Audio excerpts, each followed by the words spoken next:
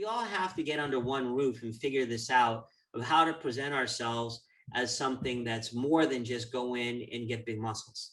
We have to learn to how to integrate what we do in our industry with hospitals, with medical, so we could become a continuum of care for people. 72% of people that go to physical therapy are deconditioned to begin with. So we've got to somehow get to people before it gets to that point. And I think that there's a place for us. And hopefully this new leader coming in, whatever background she has, I'm hopeful that she sees the opportunity to create relationships, which is the essence of what any successful business is, with the hospitals, with the medical care, and bring us all in together. That's what really needs to happen. Can she do it or not? I hope she can. I'm excited to see what she can do. At Active Life, we believe that the healthcare clinic of the future is the gym. Everybody starts with the best case scenario in mind. Never sell anything to anybody who is not in the market for what you have. The only reason we work out is to create the opportunity to recover. And the healthcare provider of the future is the coach. And this is why you guys need to get paid well, because what you're doing is really, really hard work. Bobby Verdun, welcome to the Active Life podcast. Thank you for joining me. Thank you. It's good to be here with you, Dr. Sean. It's great to have you. So I let them know a little bit in the intro about how we met each other through Sam's article and things like that. What I didn't let them know anything about, because I wanted them to hear it from you, is how you got into fitness consulting. Sure. Well,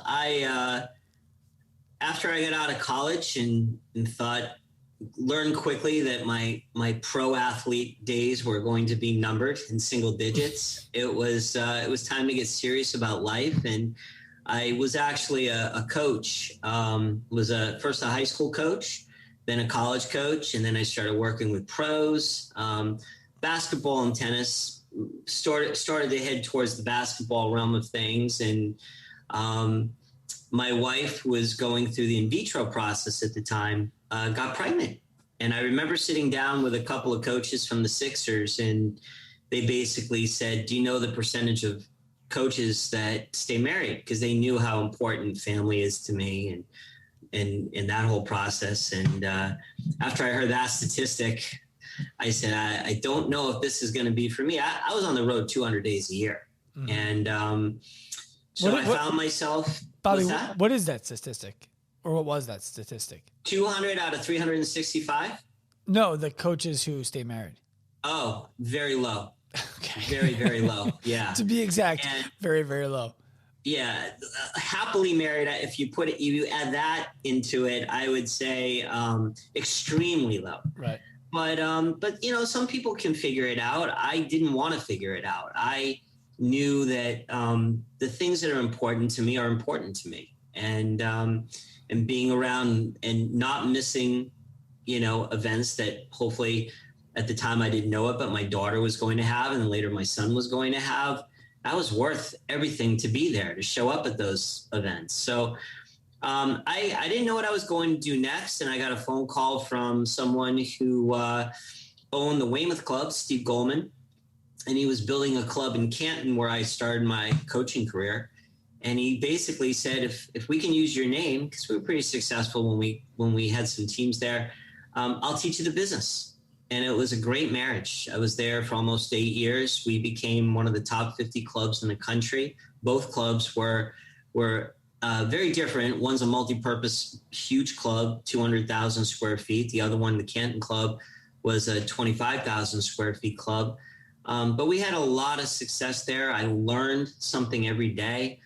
When I first got into the industry, I got into the car, Sean, and drove literally from Maine down to Maryland and visited as many gyms and clubs that I could, toured them, asked questions, because I didn't know anything about the industry at the time. And I really wanted to learn. And I didn't know what skills are transferable or not, But I left the Weymouth Club after almost 8 years and took a project in Rhode Island that nobody wanted. It was a Pawtucket YMCA, a $10 million project that everybody thought was going to fail, and we wound up filling it.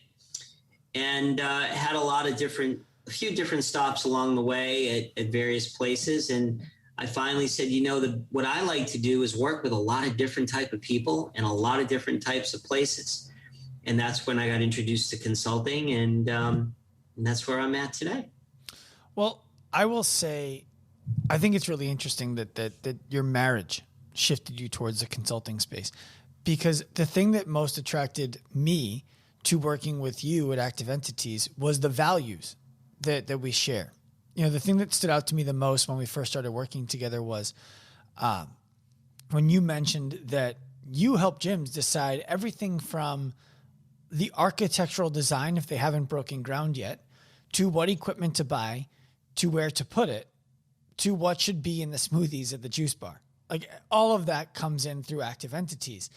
And while most companies who do what you do, they earn a lot of their profits through buy this equipment because they get a kickback on that equipment, and you don't take those. Never. No.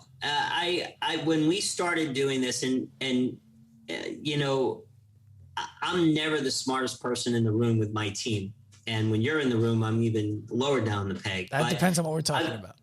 I've got great people around us. That's what this business is really about, right? It's about people. And I've sold memberships before. I've seen friends of mine that live and die every month on making their quota. And from the get-go, if I was going to refer somebody, I'm not going to take money out of your pocket. That's not going to be my motivation. If you have to give a commission, give it back to my client, and it's work for us. And in return, we get a lot of referrals with you guys. You do things we don't do very well. We do pretty well, but you do it great. So why wouldn't I want to hand over someone to you and then have my client really exceed? That's what the end game is. It's for them to really overachieve. So I really value that. As far as the founder of the company, that was one of our pillars is, let's find great partners and let's not pull from each other. Let's push with each other. Mm-hmm. That's been a philosophy that is always going to be there.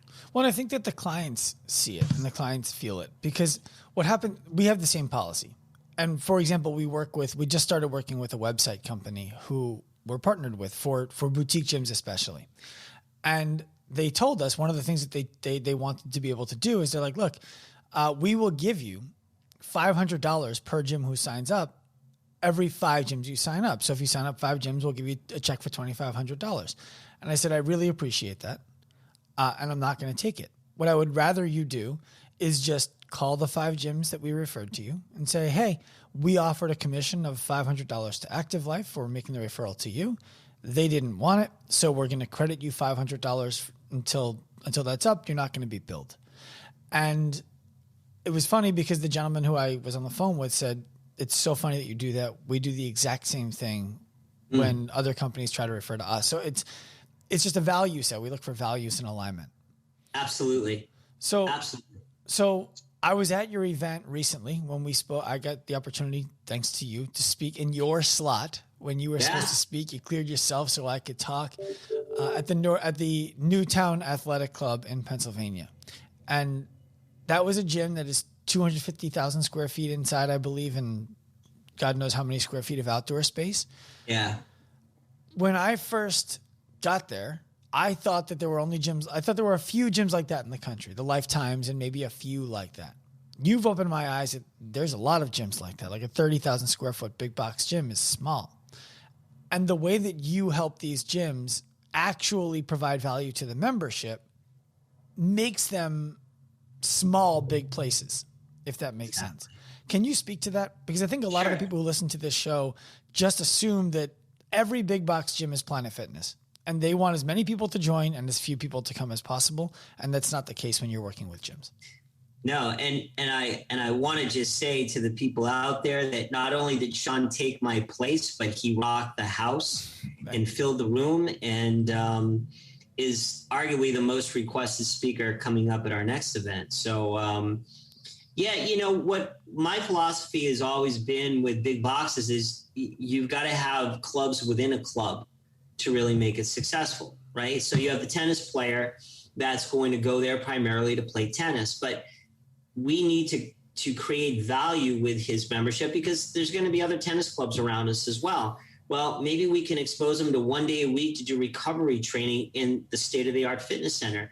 He's not there for fitness, or she's not there for fitness, but it's an added value to his membership. You're going to get group exercise people that want nothing more than to go in, do a class, take a shower, go to work.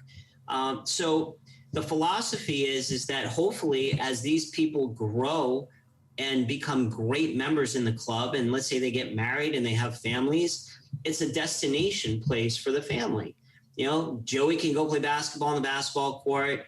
Dad can go play tennis. Mom can go take a class or whatever. And then they all meet for lunch, you know? And so when we go into the big box, we literally take each piece of the center, program it, make it fiscally sound. And then the next step of that is, how does it integrate into the rest of the club? What's the continuum of care that we can provide members by utilizing all facets of the club? And that's really our philosophy when we go to program something like that. Well, and how does that make it more of a valuable place for the member to be, where they actually want to come? Because I think the perception is every big box wants 20% of people to show up. And if they could get it lower, great. Why is that not the case for gyms that you work with? And how does that value the member and the gym?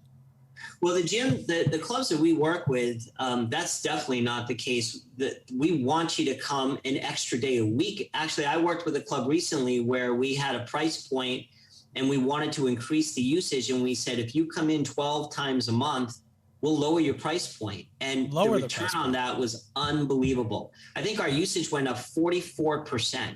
So they've kept it, and it's been great. So I think a good club, space isn't a factor, because you can always create space. As we saw during COVID, tennis clubs became walking paths, right? So what we try to do with members is provide quality care, and we also try to provide value. So that tennis player who's been playing tennis for 30 years, all of a sudden he starts getting shoulder stuff going on. Why don't you meet with Joe, the trainer, and Joe can show you some exercises to make you stronger. And guess what? You may be able to play another day a week. Mm-hmm. And that's really how we go about this. The swimmers, you know, we get a lot of people that love to come in, use the pool, just the pool. That's all they do. And, you know, introducing them to land training, you have to educate people how to use a club. That's really the magic of an onboarding process that's successful. If people do only what they do, they can go to any club in America and get on a treadmill or get on an elliptical. But we've got to educate them on how to utilize their club to the best of their abilities. And that's really what we do. How does it benefit the gym to have people coming in more often and paying less? If people come in more, that means they're connected to people, and that means they're going to stay. When people come in, let's say they just go on a treadmill and go home. After several months, it becomes boring, or they don't see results. And results are really, health is important to people. Health clubs are not important to people. And if they're seeing results and we're able to provide something new and interesting, and that elongates the stay of the member, and there's always something new going on at my club, I can't wait to see what's going to happen, those people aren't going to leave. And it's always more expensive to replace a member than to keep a member. So what you're describing there then is that we're looking for members to be members for a longer period of time, and they're more likely Absolutely. to be members for a longer period of time if they actually come into the gym. Mm-hmm. Okay. Well, again, value alignment. And so I want to ask you a values question. Well, maybe it's not a values question, but you're more familiar with the way that big box gyms have run for a long period of time than I am. And you're more familiar with the associations that support big box gyms than I am. And IHRSA, which is the International Health and Racket Sports Association? Yep. So they're the biggest of all of the organizations that support gyms. Close, right? It's one of them. It's one of them. They just hired a new CEO who's female, first female CEO they've ever hired. Yeah, go, girl power, go get it, whatever. Her former job was a lobbyist for the confectionery sugar industry, and she helped to make confectionery sugar production an essential service during the pandemic. My concern is that somebody who is able to do that successfully is either very easily able to turn a blind eye to something that they don't agree with, or they likely don't share values with the fitness industry. And I'm curious on your take as to whether there's something I'm missing, which is certainly possible. It happens a lot. And if this is a problem or not. Yeah, I guess I look at it in a little bit of a different way right now, because I've seen where the industry has put itself. During the pandemic, the active living industry was placed with casinos. Mm-hmm. And that's a big statement right there. That tells you that there's not a lot of respect for what's going on in clubs and gyms in terms of really health. We can sit there and say we want to make everybody healthier, but the reality is that we got caught with our hands in the cookie jar big time, so to speak. I think change is a must right now for IHRSA. IHRSA has admittedly dropped the ball during the COVID. And I think it's unfair, because I think that nobody knew what the answers were originally. Sure. They were preaching to keep clubs open. And I would suggest that was wrong at first, because the independent clubs couldn't afford to stay open. Mm-hmm. When they were forced to work at 20% capacity, there's no way they could pay bills. There's no way they could justify running a business when you have a group exercise class that used to have 30 people in it, now can have 4 people in it. Mm-hmm. But you're still paying an instructor full price. So, there were a lot of things that we learned during the COVID situation, and everything happens for a reason. I think whoever comes in next has a big, tough climb here. There's a lot of things that need to change. There's a lot of tents on the field that need to come under one tent. You got the YMCAs over here doing their thing, and then you have the for-profit clubs over here, and then you got tennis clubs and boutique clubs. We all have to get under one roof and figure this out, of how to present ourselves as something that's more than just go in and get big muscles. We have to learn how to integrate what we do in our industry with hospitals, with medical, so we can become a continuum of care for people. 72% of people that go to physical therapy are deconditioned to begin with. Mm-hmm. So we've got to somehow get to people before it gets to that point. And I think that there's a place for us. And hopefully this new leader coming in, whatever background she has, I'm hopeful that she sees the opportunity to create relationships, which is the essence of what any successful business is, with the hospitals, with the medical care, and bring us all in together. That's what really needs to happen. Can she do it or not? I hope she can. I'm excited to see what she can do. I like that answer. That's good. So you mentioned the idea that we need to make fitness part of the healthcare continuum. And that's obviously something that we are extremely passionate about, especially from the orthopedic and musculoskeletal side of things. I believe that you said 72% of people who go to physical therapy are deconditioned to begin with.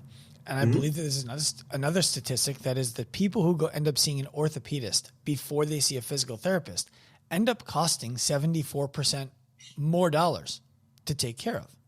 And the only factor there is they saw the orthopedist first. So my contention is, what if we had people see a trainer first before they saw a physical therapist? Will we see a similar exponent in the savings there? Do you have any experience with this kind of data, this kind of information, this kind of experience? Yeah. And unfortunately, I don't, well, from a fortunate standpoint, it's why I sought to partner with you, because I think what Active Life does incredibly well and is vital to moving in that direction is to have consistent education. These kids coming out of college right now probably know 15 different ways to do a push-up, but it's all book smart. They need to have something beyond that, whether it's social skills, whether it's sales skills, whether it's learning that this is an ever-evolving situation. It's not like I get out of school and I have all the answers. Nobody does. And I think that piece that Active Life is bringing to the table that's the missing link right now. We've got trainers that have been doing this. They'll tell you 15, 20 years, I've been doing it the same way. Nothing stays the same. You get better or worse every day, and if we don't continue to get better and be concentrated on that, we're not moving anywhere right now. And our training, I mean, yeah, can any trainer go out there that has a background, that has letters after their name, get somebody in shape? I'm sure they could. But are they getting them in the right shape? Are they getting them in the shape that's going to last and be beneficial for them down the road? I'm 55, going to be 56. I still try to play competitively, basketball and tennis. And if I were to stay on a regimen that I was on with a trainer, I wouldn't be able to play. I'd be too bulky. You've got to build up your muscles for this and that. No, maybe I need some more pliability. Maybe I need to do some things that way. And the trainer that I originally had was failing me. And then I've got somebody else who has really shown me a lot of good things that I think is going to carry me beyond the court, which is essentially what you need to do anyway. Well, so one of the analogies I like to play is that if a gym is a hospital, let's just make the analogy the gym is now the hospital. The trainers are the doctors.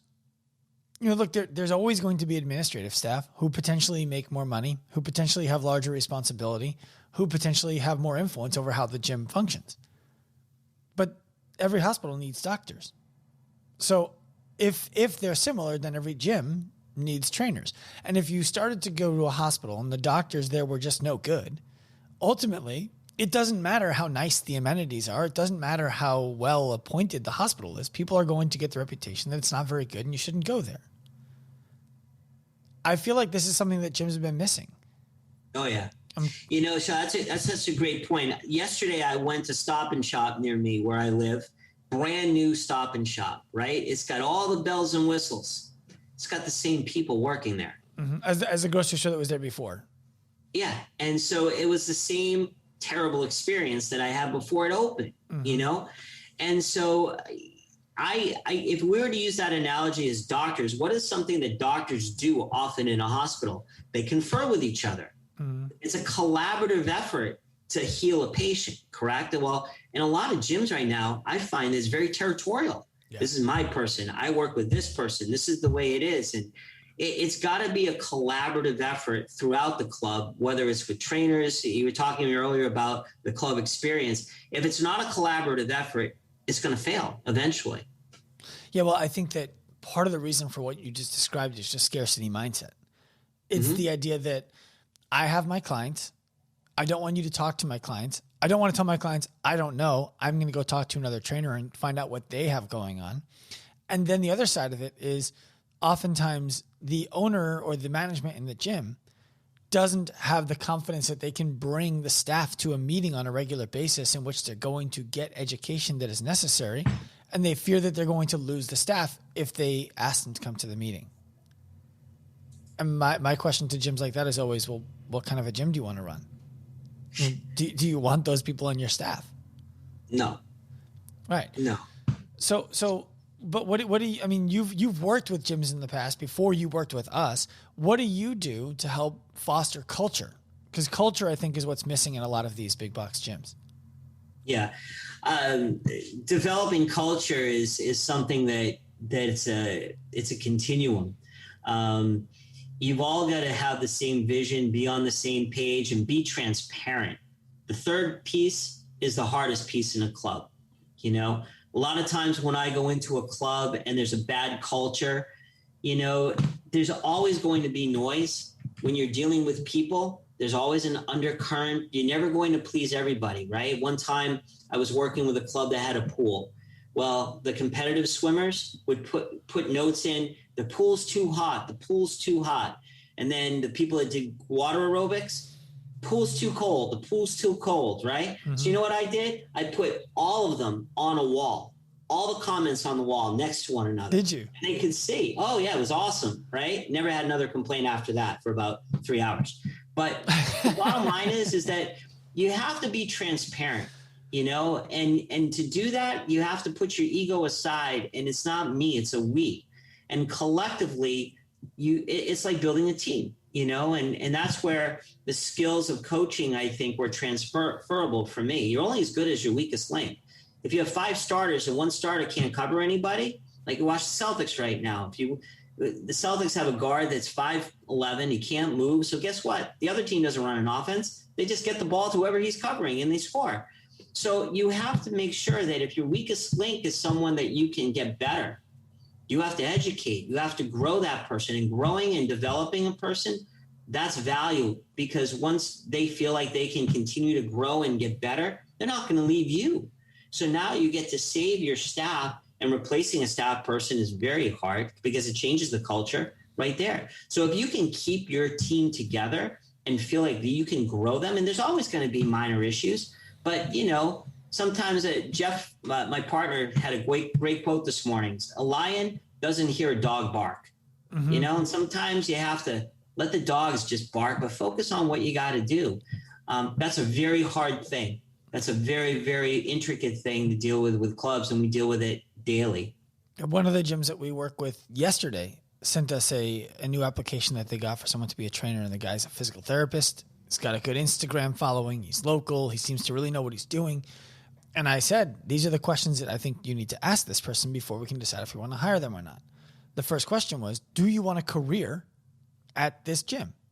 The second question is, if yes, are you prepared to give up being a physical therapist to pursue this career? And then just send me those 2 answers and we'll know what we need to do from there. And the answer that he gave was no.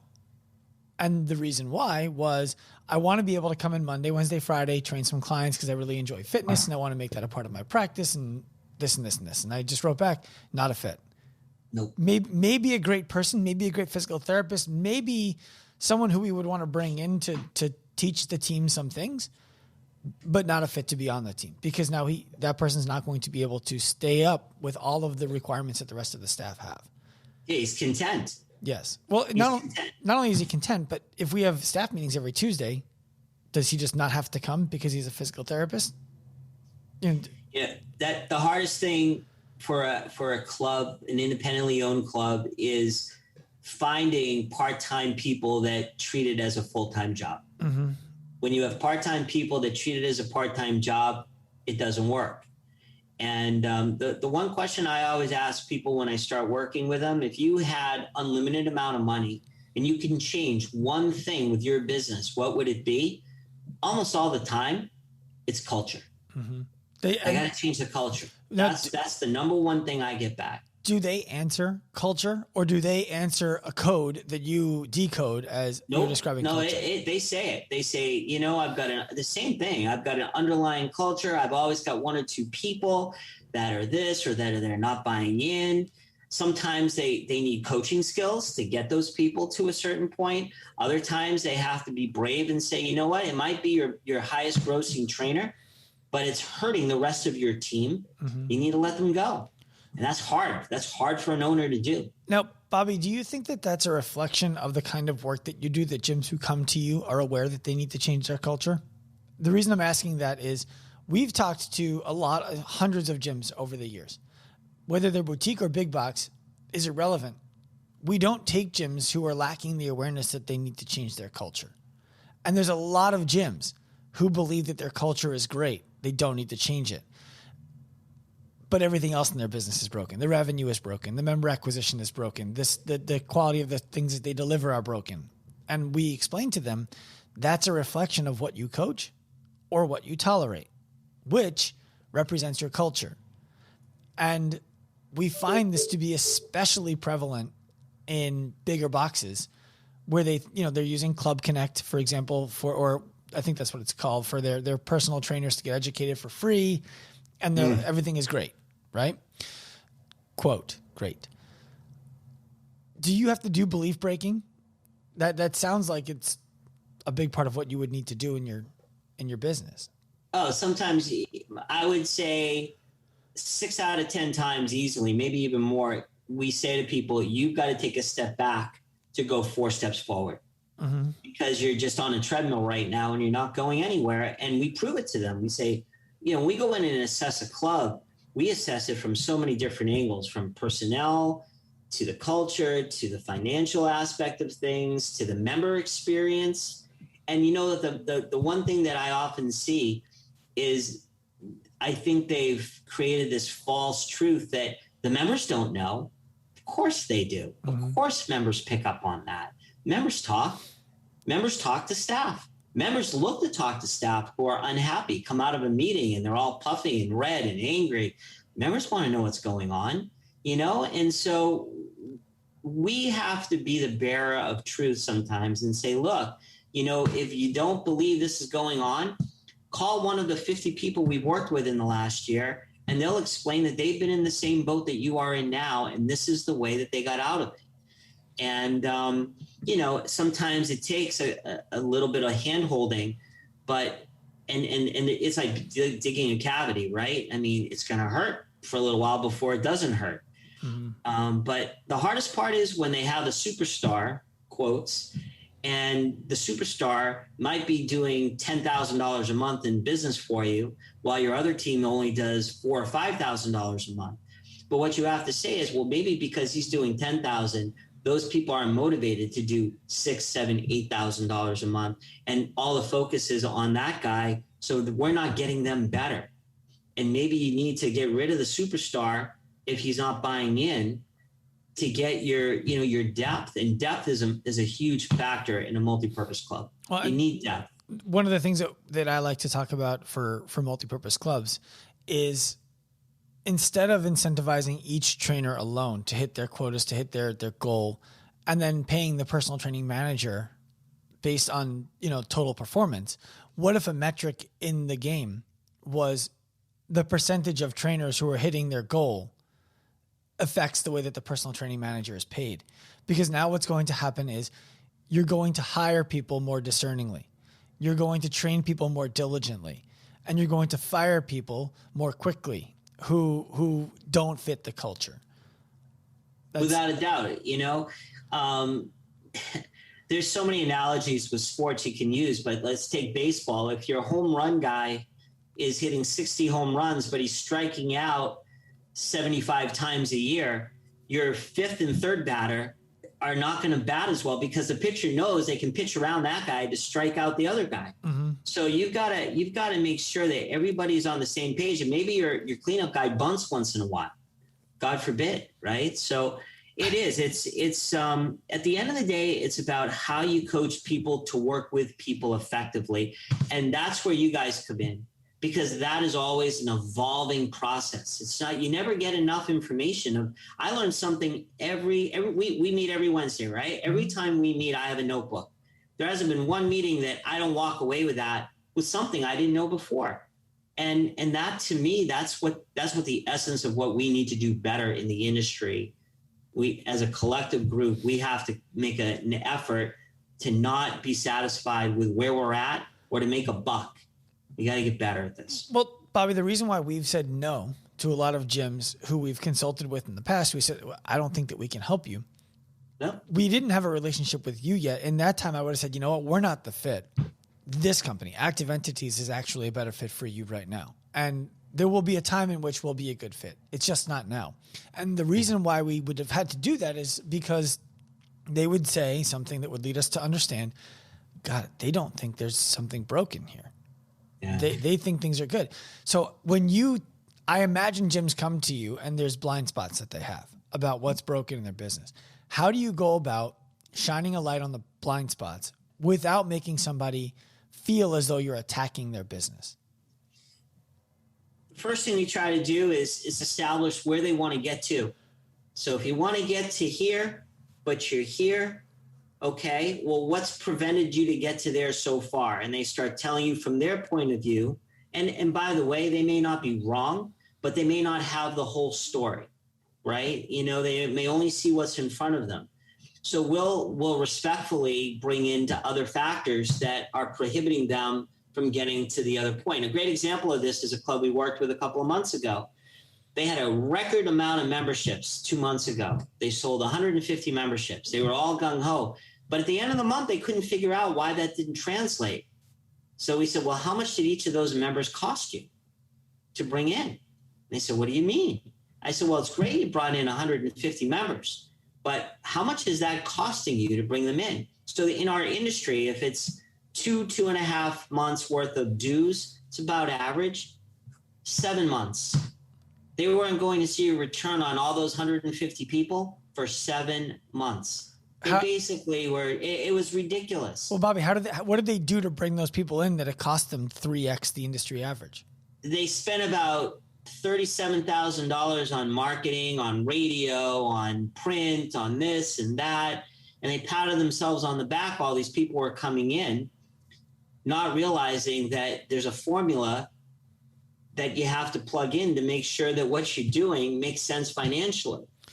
And once they saw that, they were like, we got a lot to learn here. They were looking at it one-dimensionally instead of looking at the whole picture. Then we started to really dig in.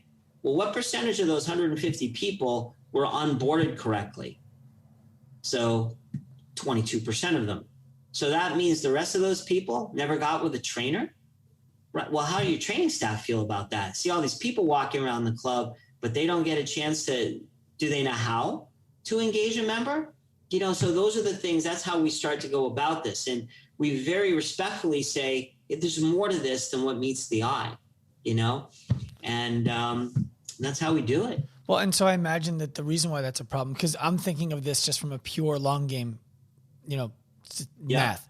I'm saying, well, if it costs me 7 months to get this person to profitability and the average person stays 10 years, fine.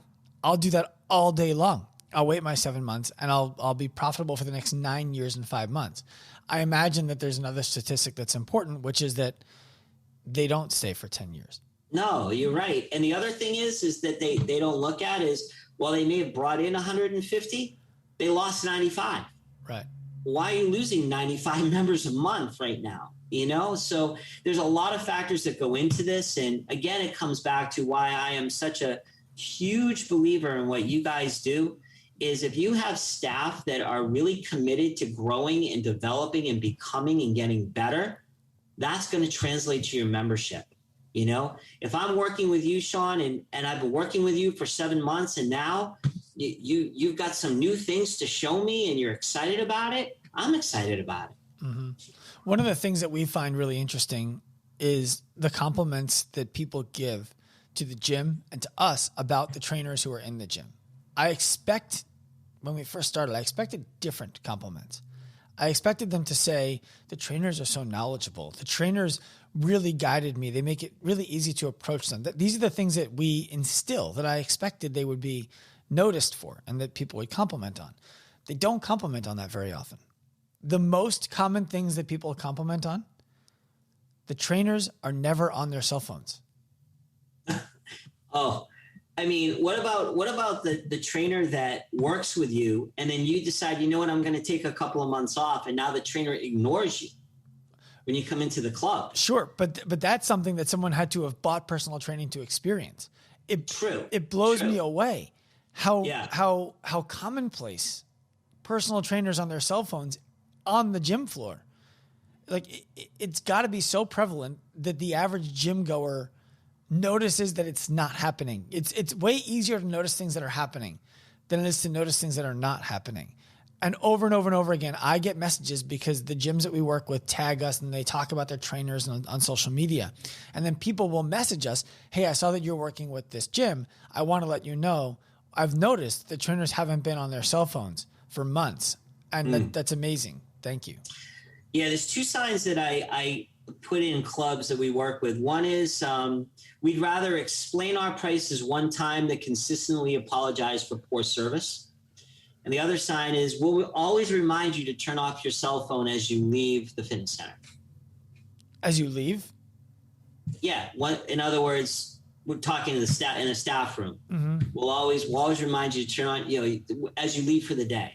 Put on your cell phone. In other words, shut your phone off. Right, to turn on your cell phone. If you're needed, they'll call the club. Right.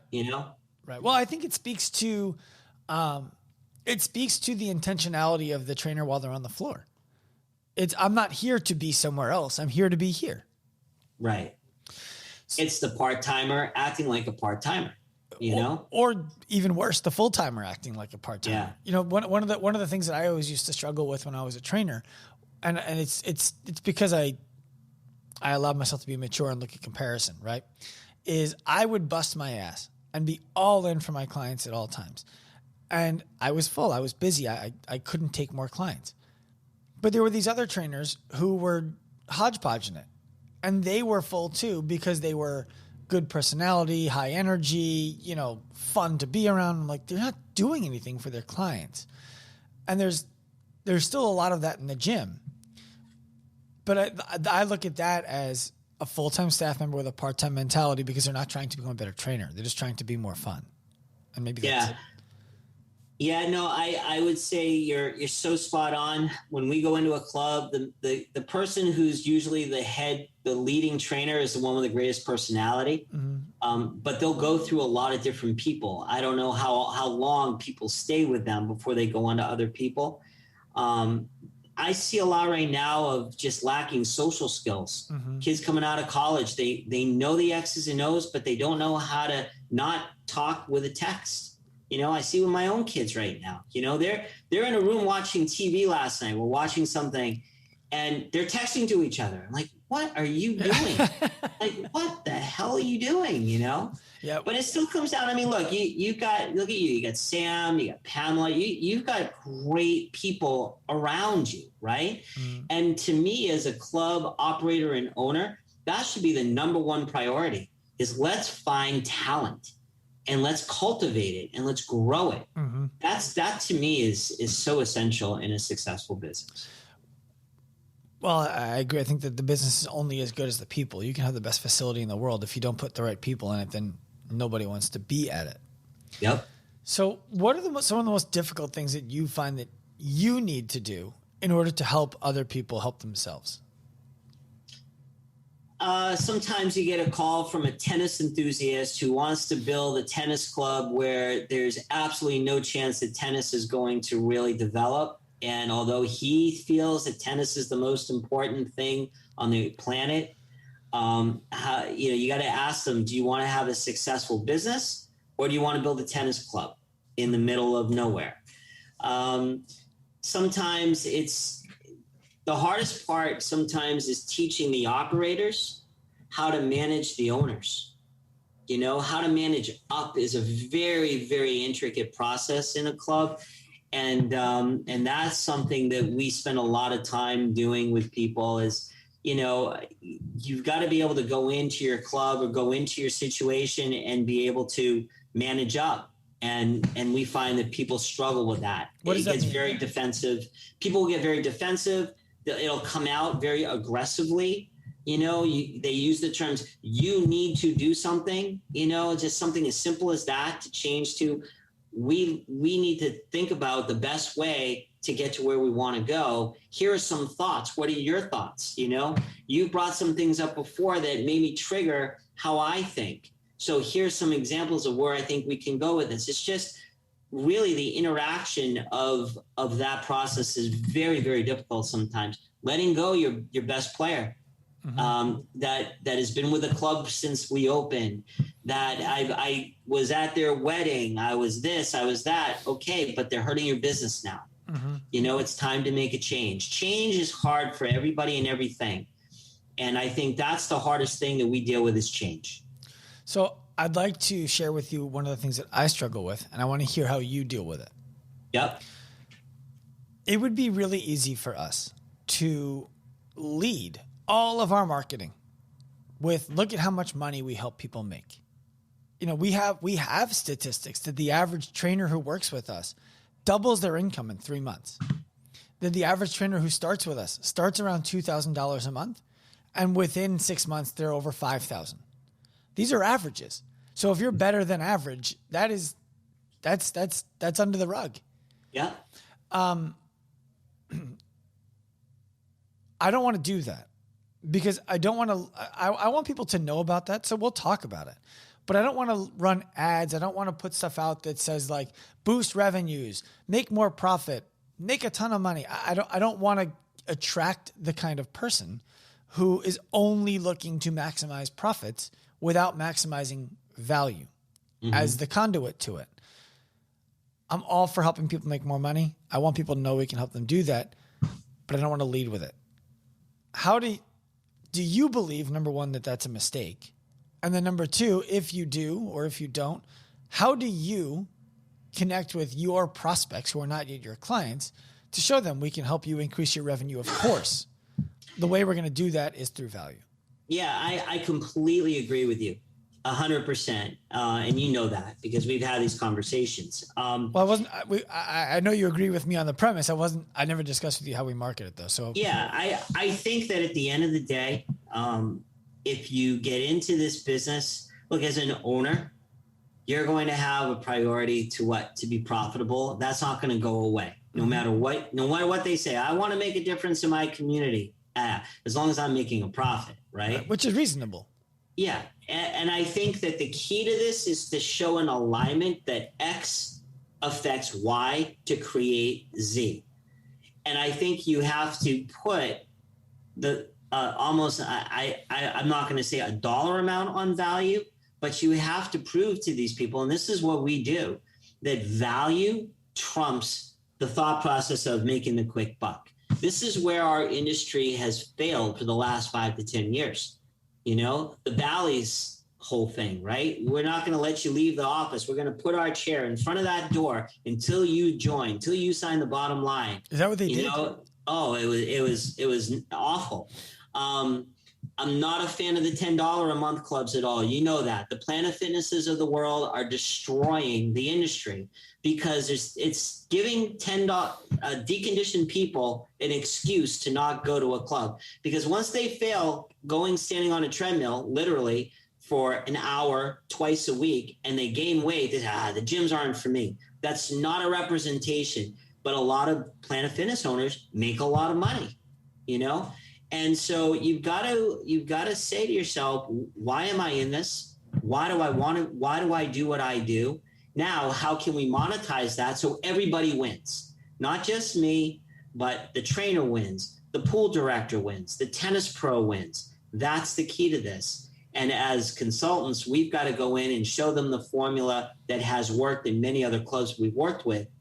And again, it comes back to sometimes you are going to step back. But you will go forward if you trust the process. And the process is really the key.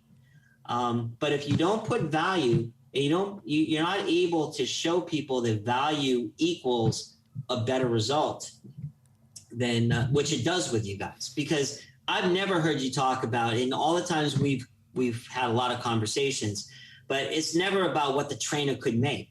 It's what the trainer is going to.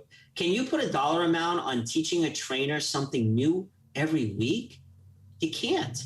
Yes, you can. That's go to college and pay $30,000 a year, right? So you spend $100,000 on your education. Now you're getting this from pros that have been there and done it. There's value.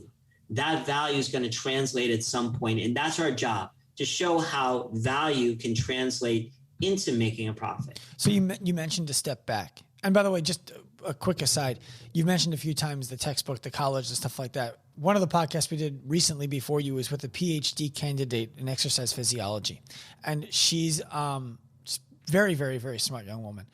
And she was the first to admit a lot of people who graduate this program couldn't begin to write an exercise program. And in this program, we don't learn anything about the psychology of helping somebody understand why it's important to do the things that we know will work. And so that's a huge gap that you're speaking to, and it's true. And some people in the industry, in the education, are happy to admit it. When we go forward now, when we talk about increasing value, you mentioned gyms oftentimes have to take a step back. A lot of gyms, I imagine, who come to you are coming to you because they haven't been able to take enough steps forward. And they're either not profitable, or they're losing money, or they're barely making money. And it's like, all this work, I might as well just go be the person who bags groceries and make the same amount of money, but instead I have a business that does $1 million a month and doesn't pay me. So how do you convey the importance of that step back and cut through the fear of what does that mean for their future? Yeah, I can just share a quick story on that, because what we have to do, we go in or we engage an existing club, which is very different than something that's being developed from the get-go, right? But what we say to people is sometimes what you see isn't what is real. And I always tell the story of, I may probably told you about this. I had a manager when I was at Canton High School, and he wanted to try out for the swim team his senior year. And he just practiced and he practiced and he practiced. And he, you know, very rare that you make a team your senior year, but he did. Came into my office and said, Coach, I'm gonna start for this team. He practiced, he wound up starting, right? Very boring story, very granola. Last meet of the year, Coach, you got to come see me. I'm going to win the race. So he jumps in the pool, you know, the gun starts, they race, he's winning the race, turns the corner to come back, and he's last. And his mother turns to me and she said, Bobby, what would it have been like if Mark had 2 arms? That kid only had 1 arm. And I tell that story often when I start with an owner, and I said to him, there's going to be a lot of marks that you're going to see, but you're not going to know that he only has 1 arm until I tell you that. So that's how we are when we go into a club. We're going to say, as you see things, it may not be as it is. Our job is to figure out what is. And with our experience, when I say I've got a phenomenal team behind me that are far smarter than I am. They're really good. As a group, we're really good at figuring out what we need to do. And if we can't figure it out, we'll tell you that. But most of the time, I think we can, because it's usually one of several problems that we see often. So it sounds like what you're saying is when you tell a gym you need to take a small step back so that you can take a big step forward. Exactly. Well, or sidestep. Sure. Or sidestep. You got to change. You got to take this space that you may love handball, you may love racquetball, and so do 11 other people in the United States. But the reality is that handball or racquetball sports court may be great for TRX. Mm-hmm. And those are the things that, unfortunately, sometimes we have to engage with. Well, we just had a conversation with a gym owner recently who was like, yeah, I'm a really competitive kettlebell athlete, and I think that we're going to start a kettlebell competitive class. And I'm like, I think that you should not. I think that that's something that very cool that you like it. If you have clients who want to buy personal training from you to learn it, that's cool. But I don't think that. She's like, yeah, but there's no other gyms in the area who do it. I'm like, I think that, there's also no other gyms in the area that do dental cleanings. There's a reason why no gyms are doing exactly. Like you have to evaluate both. Is there competition for it? And if there is, do we want to compete with those people? Do we think we can beat them? Is there an edge? Or if there's not, is it because people just don't know about this yet? Or is it because people do and they don't want it? That's it. So right. What it sounds like is you're able to help people take that step back because of the faith that they can place in you and the team at Active Entities. And they just know, like, okay, we're going to trust the process that these people have executed hundreds of times and go with it. Yeah, we worked with over 100 clubs over the pandemic. And I think that, 90% of the people we worked with, Sean, we didn't charge a dime over the year.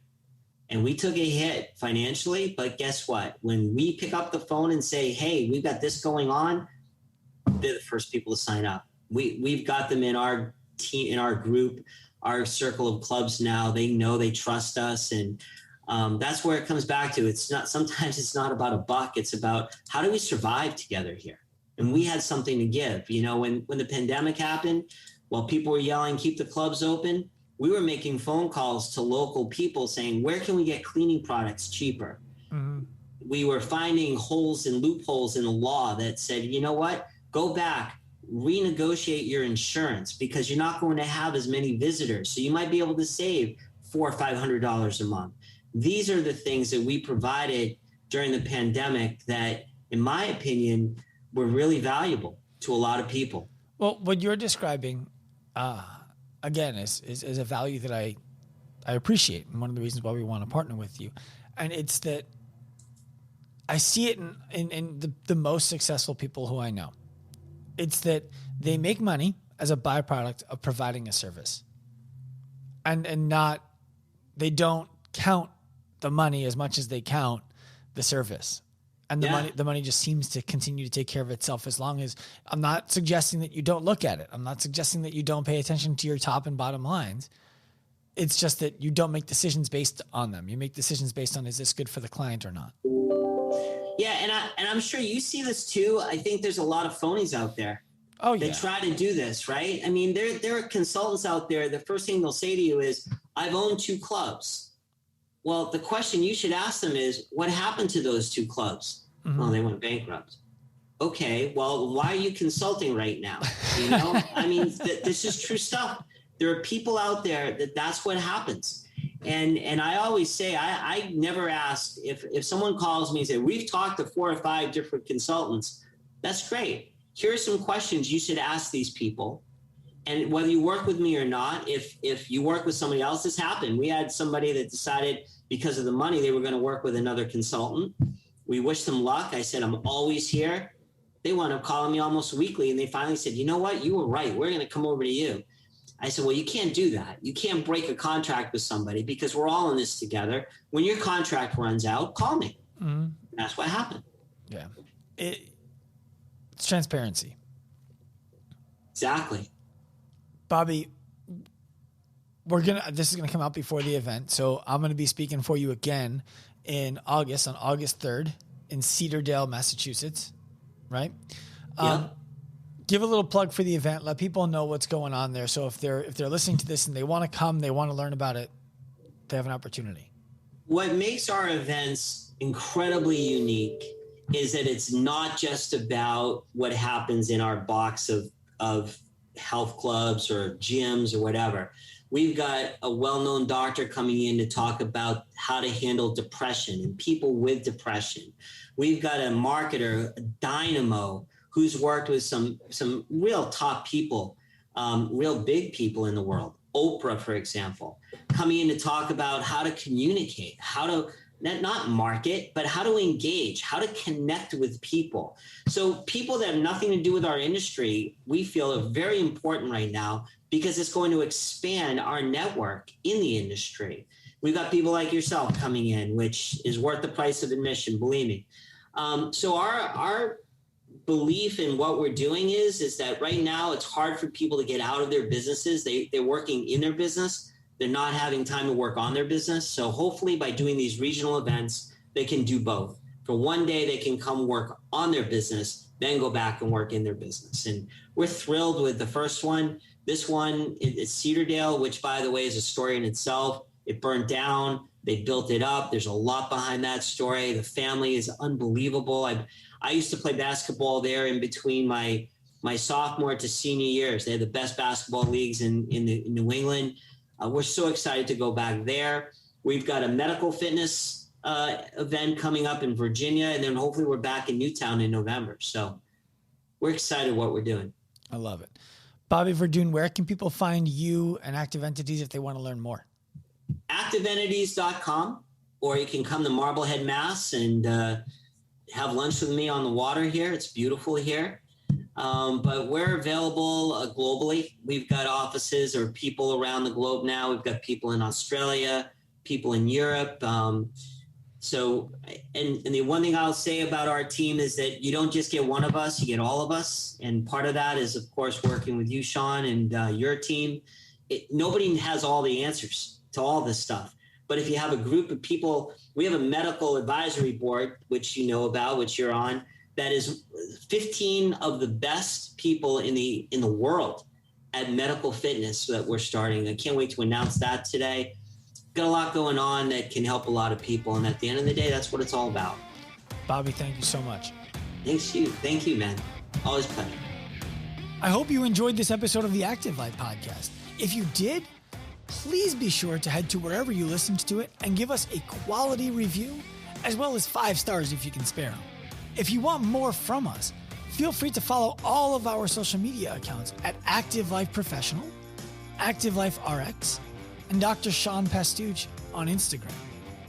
Remember, at Active Life, we believe that the healthcare clinic of the future is the gym, and the healthcare provider of the future is the coach. We also believe that future is now. Time, bro.